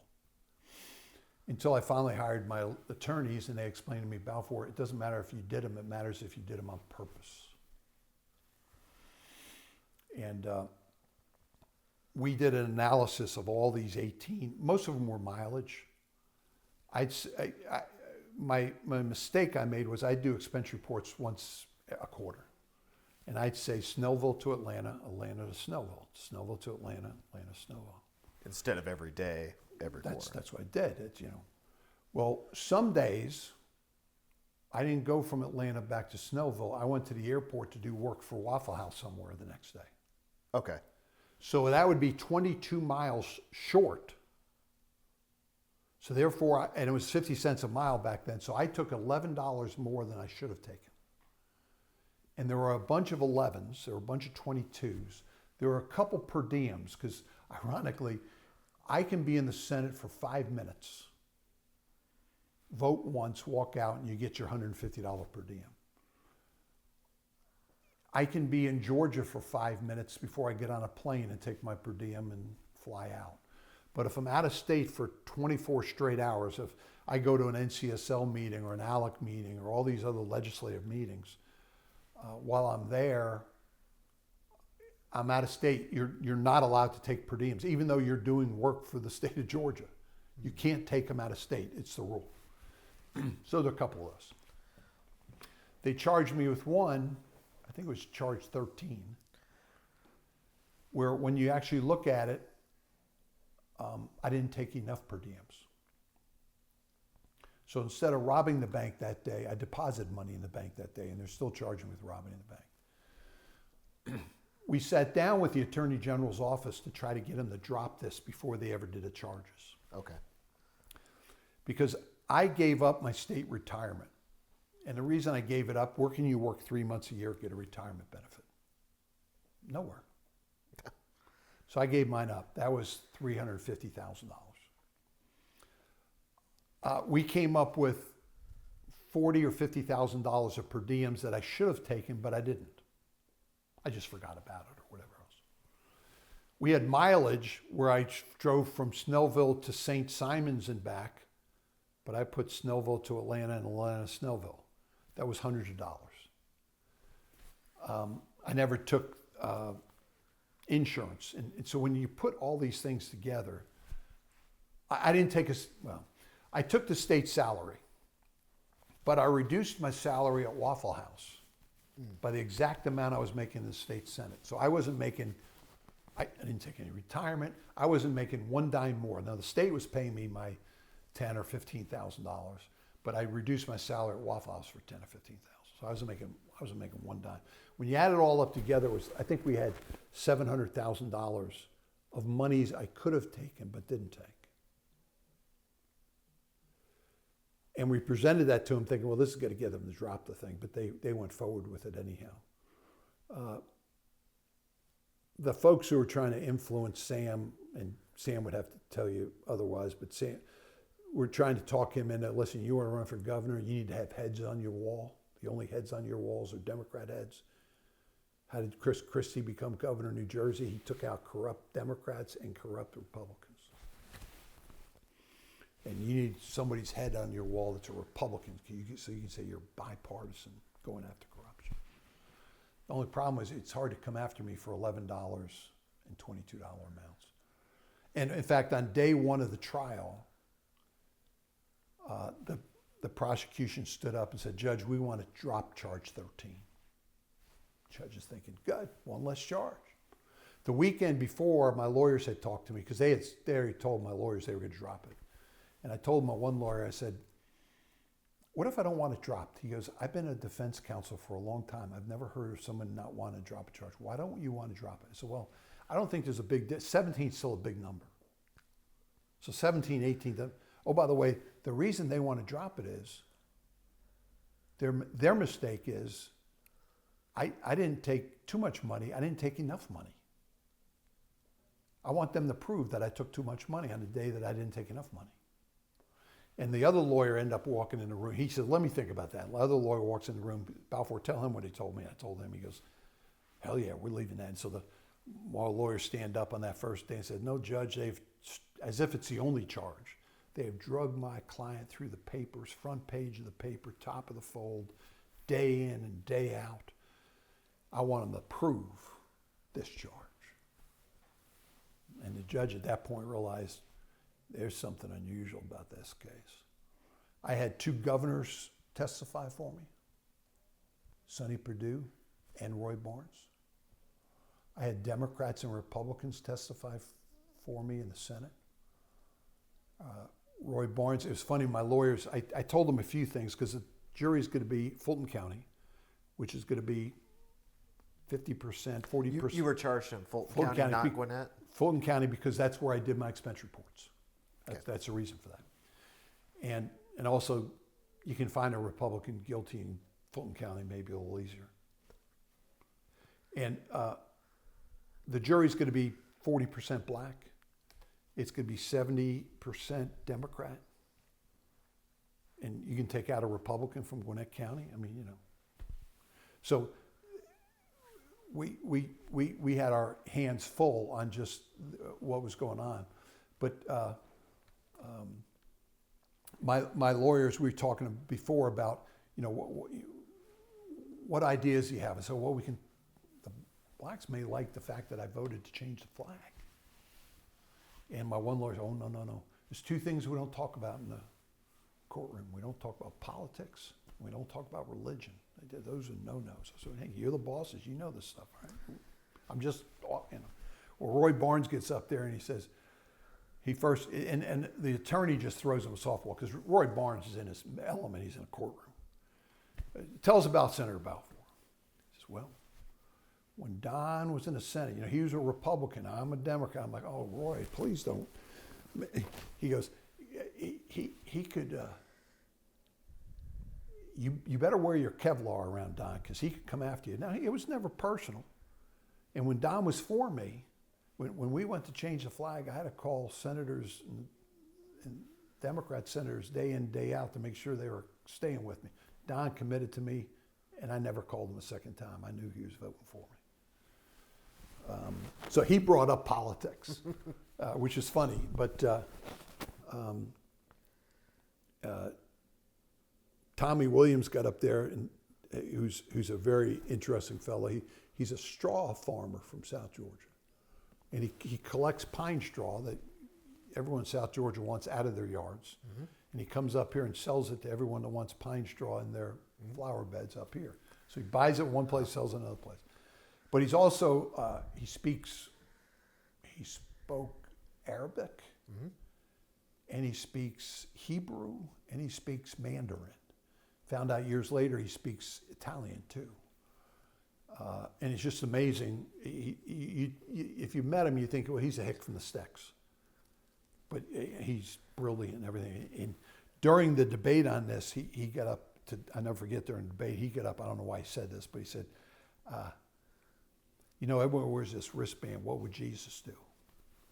Well, today I'm voting on what my constituents want me to do. And when he got up on the stand that day and they asked him a few questions, he went back to the flag and said, Don did the right thing. I wish I had. It was a tough time because I had ABC, NBC, CBS, Fox News, CIA, you know, I had 5 or 6 different channels in front of my house every day. And after a while, they knew I couldn't talk to them. My lawyers wouldn't let me talk to them. So then they wanted this picture. And that ain't a good picture either. So if I went in the Waffle House, I went in at 5 or 6 in the morning before they would be out there. And I'd come home late at night. And it was tough. But the trial took 3 days. The prosecution brought 3 witnesses. 2 testified for me. When they bring witnesses that testify for me, that really, it's a double whammy. They brought the gal who does expense reports for the General Assembly. And my lawyer is interviewing her. Now, we already know the answer because we've already done a deposition. Well, how long have you been doing this job? 25 years. Have you ever been in court before? No, and I was hoping I'd get out without going to court. She said, you know, you've seen thousands and thousands and thousands of expense reports. Yeah, I have. I bet you've seen some questionable ones. This is my lawyer. Oh, yeah, I have. Okay. You more than anybody else can tell us, did Don do this on purpose or he just made a mistake? She goes, oh, he obviously just made a mistake. He goes, this is my lawyer. He goes, wait, you answered that so fast. How could you so quickly answer that question? I'm like, are you on my team? I'm paying you. She goes, because he was a rules chairman. He could take a per diem 300 days a year, 360 days a year other than the days he's out of town. He could have taken $50,000 more in per diems. Why would he take $11 here or $22 there? Now, this is their witness. They had another witness, same thing. Then their third witness was a GBI agent in charge of the investigation. And when my lawyers were done with them, they asked the judge to charge him with perjury for lying under oath. Which, I don't know if he soiled his pants, but if he didn't, he probably was close to it. So that was their entire 3 witnesses, and they were done. The AJC, which isn't necessarily my friend, after the first day, their headline you saw that night for the next day's paper was, the prosecution better have something more the second day because where's the beef? I mean, this is ridiculous. The second day they had nothing. I brought a bunch of people that were more character witnesses. Sure. Ed Harbison, African-American Democrat from Columbus, Georgia. He and I started the same year. We always got along. We didn't always vote the same, but we have constituency. He's still to this day, he and my picture are on my Facebook page. He testified for me. Tommy Williams testified. Roy Bowen. When Sonny Perdue called me up the night before and said, Don, I got a request. I said, okay, what's the request, Governor? Now, he wasn't governor at the time. But, Right. I need it. Can you put me on the stand first? Sure, I could try to do that. Why? He goes, his brother or sister, someone was dying. My brother's dying. I said, Governor, if your brother's dying, you don't have to come. No, I'm coming for you. But put me on first so I can get back. I'm like, I can't believe he's doing this. But he got up there and said what he has to say. Then my wife spoke. Then I spoke. And I had a good friend, Billy Ray, who served with me in the Senate, who became a state court judge. He's now a federal court judge. Mm-hmm. He will, from time to time, would call me up and say, what are your lawyers saying about you testifying? So, well, they said, we'll make that decision when the prosecution's done. Now, he would never throw my attorneys under the bus, but he would say, Don, let me tell you my point of view. If someone gets charged with a really heinous crime, they look decent, they're dressed nice, there's no physical evidence of this heinous crime, chances are the jury's going to find him not guilty. If he doesn't take the stand,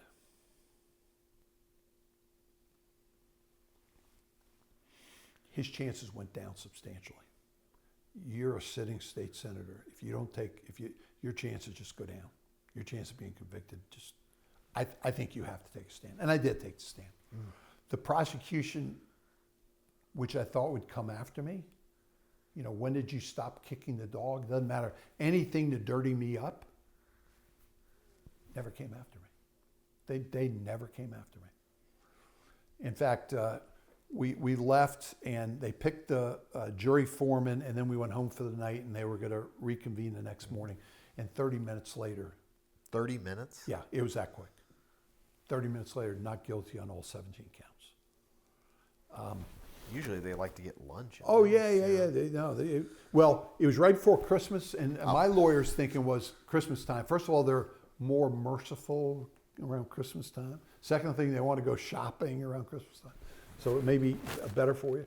And we were in a side room at the time, and the bailiff walked in. In fact, that morning, the bailiff says to me, I was there first. The bailiff says to me, Senator Balfour, how are you doing this morning? I said, well, we'll answer that question. Ask me later. After the jury, he goes, oh, I'm sorry. I said, no, you don't need to be sorry. You're just being friendly, He goes, well, Senator, I probably shouldn't say this to you, but I've been in this courtroom for 10 years.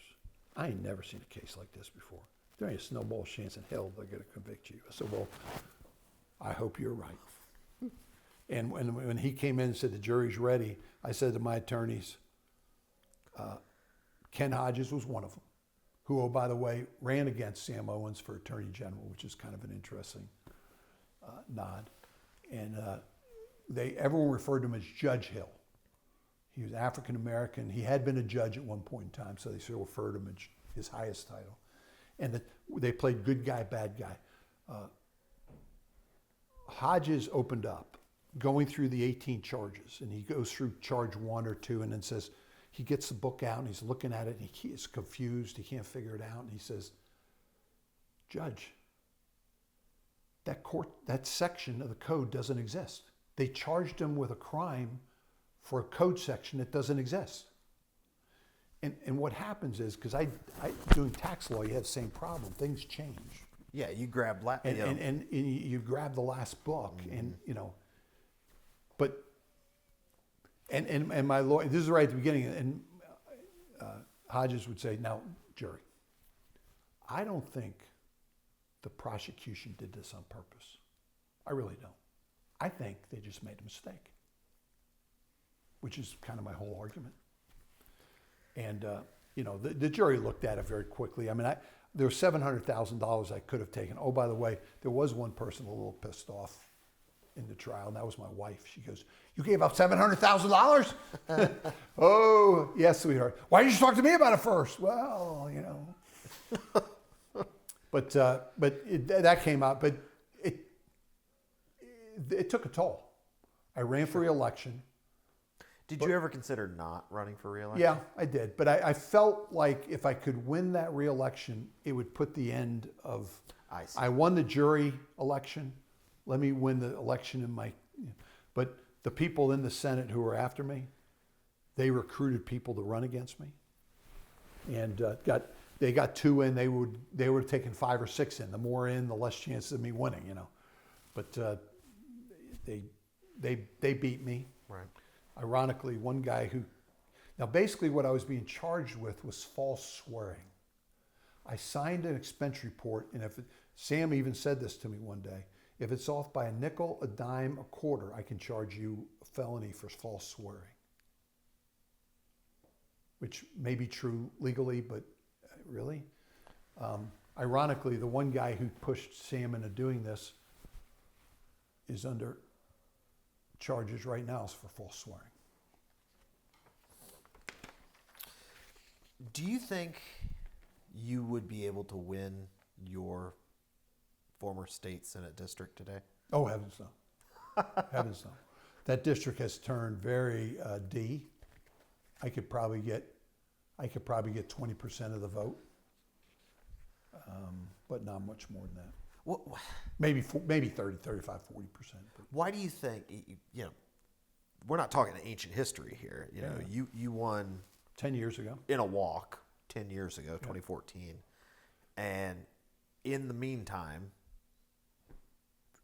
Gwinnett County has swung hard and fast to the Democrats, with the exception being maybe some of the outer reaches out towards the lake.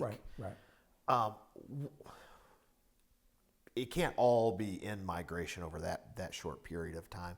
So what are those factors that have, and Gwinnett's not alone. We could Cobb. I think Cobb and Fayette, Gwinnett are very similar, Henry. but it didn't happen as fast as you think it did. The migration, as you start building apartment complexes, there's more Ds that move in, and you start doing low-income housing, and more Ds are moving in. So there's a number of things that over time are happening that see the change that goes on. I mean, Brookwood High School, which we lived in that district, which was one of the finest high schools.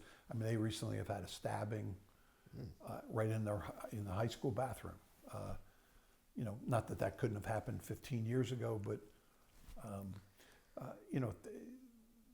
and up past Norcross, you had a lot of Asian community move in. Right, Beaufort Highway. Yep, up Beaufort. Now, some of those areas from Suwanee to Duluth to Norcross, they have built really neat city restaurants and bars and stuff like that. And Suwanee has a beautiful jogging trail. I'm a big runner, so you want to go run 10 miles, go run at Suwanee, and you can be off the road for 10, 15 miles and just go along the riverbed.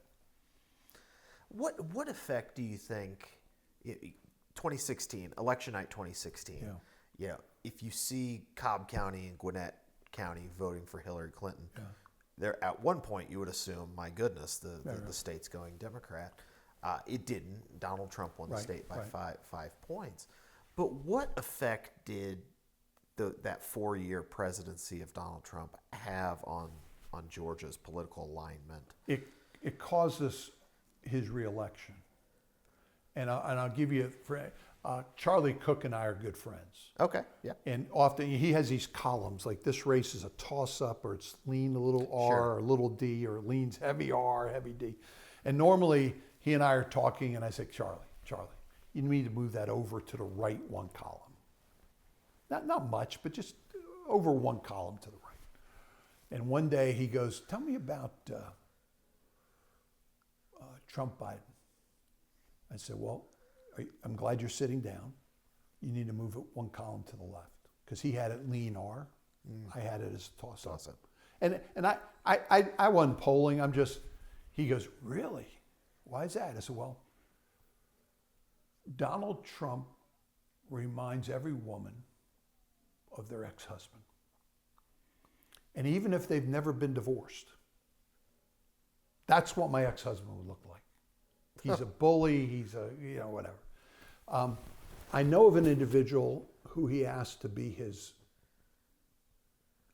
chief of staff about 18 months before the election. And the guy kept on saying no. And finally, Trump saw him in the White House, so he called him in the Oval Office. It's hard to tell a guy behind the resolute desk in the Oval Office no. He still told him no.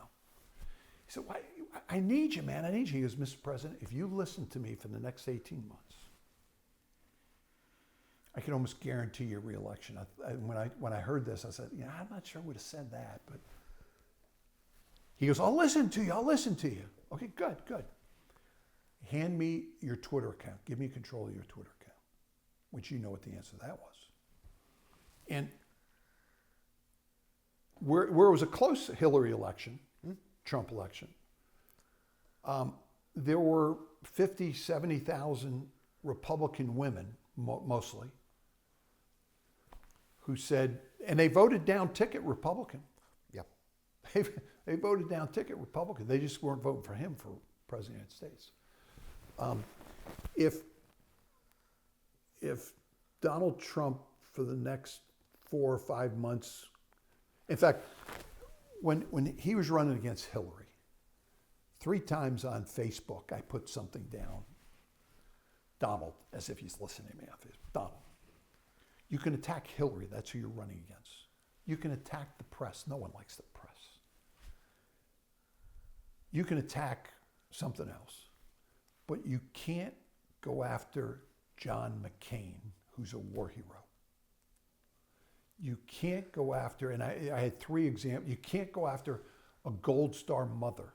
Now, was a Gold Star mother bitter because her son died? And yes, she was. Was she correct? No, she probably wasn't. But she's a Gold Star mother. Let the Gold Star mother say whatever you want. And I'll give you an example on that the other way. George W. Bush had a Gold Star mother who was upset that her son died in Afghanistan, Iraq. And when she found out he'd be at Crawford, she would stand outside the ranch in Crawford. I remember that. Every single day. Now, it's 100 degrees in the summer in Crawford. What did George W. Bush do? He had the Secret Service go get a tent so she could stand in the shade. He had the Secret Service go get a cooler of cold water that she'd have something to drink while she's blasting him. I mean, that's how you take care of a Gold Star mother. You let them say whatever they want to say instead of attacking them. If he would take that approach for the next 5, 6, 7 months, whatever it is, he could win. I don't know if he does, because I think that number has grown. It hasn't decreased, it's grown. Do you think that, obviously we're spitballing here, we have no possible idea. If the former president took that approach, would that lessen his appeal with his core base? Oh, no. You still attack Joe Biden as being incompetent. You still attack, you go after the swamp, you go after the press, you don't go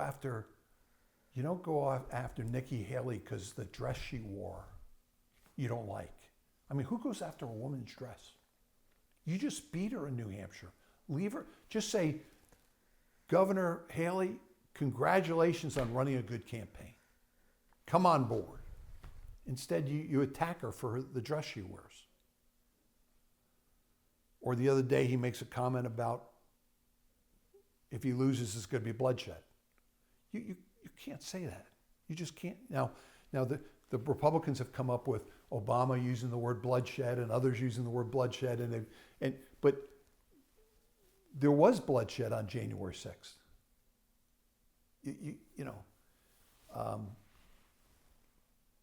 He can still be bombastic, but not after the average person.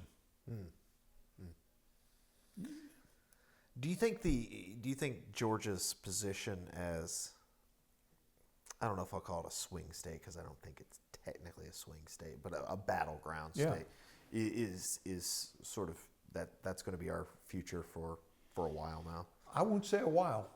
I think eventually it goes back D. Because Georgia's changing. Just like Gwinnett and Cobb has changed, Georgia's changing. How fast, is that, we can debate whether that's 6 years from now or 10 years from now. I think the unfortunate death in Athens, Georgia recently makes, I would turn Georgia from a toss-up to a lean Republican. Just from that one fact. People are tired of illegal immigrants. And that won't be the only case. They've come up with one in Louisiana where a guy sexually abused a minor. And he's an illegal. And, now you could say statistically speaking, they're abusing less than the average person living here. And that may be true, but you get into the Roy Barnes problem. You can't talk about statistics. You have to talk about individuals. And so that hurts. I think Trump probably wins Georgia because of that. I don't know that he wins the nation. I don't. It's going to be a very, very close election. And if he loses, I fear for our country. If he loses? Yeah. Could a January 6th happen again? Next time, do they riot at the state capitals while they're going in to do the electors versus the nation's capital? Do they, do all the states come up with 2 electorals? Now, Georgia only had 1 electoral ballot. And the reason I know that is the Secretary of State certified and the governor certified 1. It wasn't the one they wanted. It wasn't the one they voted for. But it was the one that won. That was a close election. But Biden won. Look for cheating. I think they said 5 dead people voted. I think 3 of them were Democrats, 2 of them were Republicans. But that didn't change 11,000. And making sure our ballots are secure. I think there's numbers of bills right now in the Georgia Senate, Georgia House on that. Now, are they too much restrictive? Or do they make people more confident in the process? I don't know the answers to those.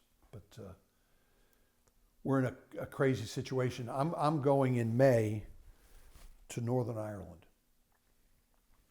And as bad as the United States is, as divided as we are today, it's not as bad as Northern Ireland was when I was there in 1971.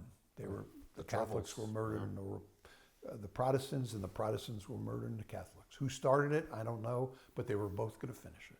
They were blowing up each other's businesses. They were, well, today they have a unified government of Catholics and Protestants.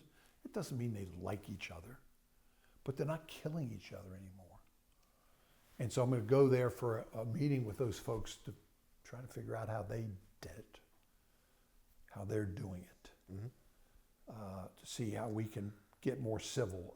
I don't mind disagreeing, but we need to disagree agreeably. I don't mind protesting elections. There was a peanut farmer from South Georgia who protested an election. And because he did, he got seated in the state Senate, and the guy who was cheating didn't. That's right. And the guy then became the president of the United States because of it. So you can question elections, but once the questions are answered and they can't find any documentation to prove that there's fraud, you have to turn away and say, all right, 4 years from now, we'll try it again. Well, Don, I think we're about ready to wrap up, but I know you're retired now, but you haven't given up competition and contests because you're a soccer referee in your spare time. Tell me what that experience is like and what retirement's been like for you. Well, I still have a few clients that I represent them somewhat. Waffle House still has me on retainer. The Jimmy Carter Presidential Library has me on retainer. Okay. To give a Republican lean on democracy stuff. And I have a couple other clients. But and you know, I during the spring time, I ref 2 soccer games every night. I got 2 tonight, and that's about 5 miles of running. I will not make a correct call the entire night. The parents, the fans, the players, the coaches will all tell me that. And I've given up on making the correct calls. I just make the calls I think are right. When I got out of politics, I could go back to running, which is something I used to do. And before COVID, I was running 3 marathons and 6 to 8 half marathons a year. Whew. I was to a point where if I were somewhere this weekend, I find out there's a half marathon, well, let's just go out and run. It's only 13 miles. Oh. And I ran Boston numerous times, New York numerous times, Atlanta 5 or 6 times. So, what's your favorite marathon? Boston. Boston is the marathon. Capital T, capital H, capital E. Millions of people out there. They do it on Patriots Day, which is Paul Revere's ride day. It's the 3rd Monday in April, and the whole town shuts down. There's no work. It's a state holiday. I think Massachusetts and Maine have it. The reason Maine has it is Maine used to be part of Massachusetts. That's right. And I mean, the post office, everything's closed. For instance, the Red Sox play at home that day all the time. Well, their game, think of a professional baseball game on the East Coast. It starts at 11 in the morning. Why would a baseball game start at 11? Well, it starts at 11 in the morning because they want you out by 2 so you can watch the marathon go by Fenway Park. And there's millions of people out there cheering, you know. So first advice someone gave me, I saw he had run 10 Boston Marathons. Give me one word, it's just one word of advice. You got any masking tape? I can get some. Put some masking tape right here. And put your name on it. What's your name? Don. All right, put Don on there. Okay, what does that do for me? Well, through the whole race, everyone's cheering for Don, way to go. I'm going by the women's college. Way to go, Don, you rocked my world. Did you hear I rocked that world, that college girl? Yeah. And the adrenaline you get, the first 6 miles are somewhat of a downhill. And Boston's hard to get in. Yeah. I luckily got in 3 times in a row. But New York is a close second because there's millions of people out there. I started wearing Waffle House shirts because they're like, even though there's no Waffle Houses in Massachusetts or in New York, they're like, hey, Waffle House. Eventually you catch up with someone and then they leave you and then you catch up with them again. Somehow you doze off and, I got to catch up.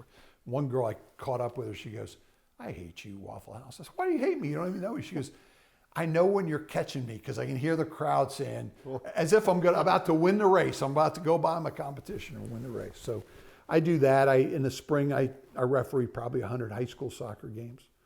I love soccer. I love the game. I love the competition. And so it's fun.